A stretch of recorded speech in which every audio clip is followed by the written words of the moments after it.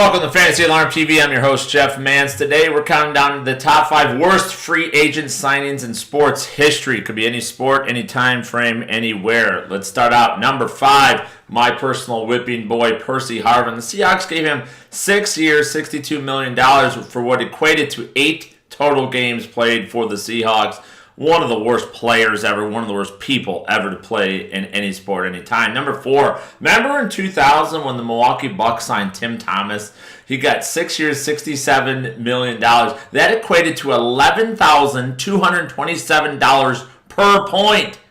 Awful. One of the worst NBA deals of all time. Number 3, Daisuke Matsuzaka. 6 years, $52 million. Not so bad for a right-handed pitcher in 2007. However, if you factor in the $51 million posting fee that went to nothing, just went to the Japanese government, just went there and didn't do anything, that is absolutely a horrendous deal. Why the MLB unions changed that rule, the posting fee, to capped it at $30 million in 2013. Number 2 for me, Albert Haynesworth.